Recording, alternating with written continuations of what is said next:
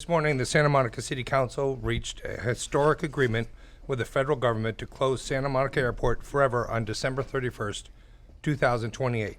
The Saturday morning surprise. The FAA agrees to let Santa Monica close its airport. The shock was felt around the aviation world, but the airport isn't dead yet. So we're not done yet? Nope, not done yet. In fact, Mark Baker says this agreement provides certainty that the airport will live for at least 12 more years. Now, what I believe in is we actually have the opportunity to keep this airport alive, and we've taken the uncertainty away, which has been, laying over our head and the tenants for years. That, frankly, the airport could have disappeared in any given day, any given month, with a judge somewhere that didn't fully understand and have the opportunity to shut the thing down. So I'm actually pleased that we have removed the uncertainty. And it was the fact that a judge at any moment could have closed the airport that moved the FAA to agreement. We felt that there was litigation risk, as did the city. And one of the things that we were concerned about, given the court calendar and how the court calendar was creeping up on us, that there was a very real possibility that the city could prevail and we would be forced with a situation, and the industry would be confronted with a situation where the city could close the airport immediately.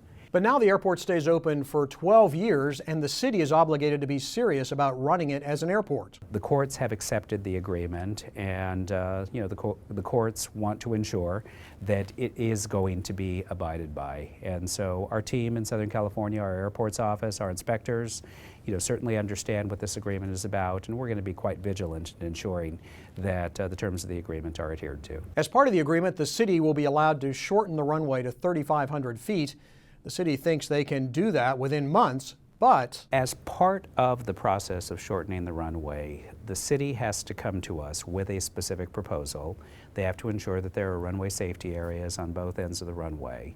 And then that begins a process where we're evaluating it both under the airport layout process and doing an airspace evaluation of how would we have to redesign procedures for that to accommodate a different length of the runway. As they will also have an obligation to go through a California environmental process that we are not party to. And then all of that needs to be completed before we can certify the new airport layout plan, the new procedures, ensure that the nav aids are in place, and go forward. And in the extended time that the airport will remain open, there is a chance to change minds. There's nothing in the agreement that says the airport must close. Well, it means to me, Tom, that there's a chance over the next 10 or 12 years we can work with the citizens, the tenants, the city council to improve the relationships and hopefully grow the relationships so that they understand the vital importance of that airport. So we're not done yet. 12 years is a long time. Yes, it is. And now there's a lot more to this issue and more nuances than we have time to cover on this short report. I invite you to watch my full interviews with AOPA President Mark Baker and FAA Administrator Michael Huerta on AOPAlive.org, and you can read more about this historic time on our website as well.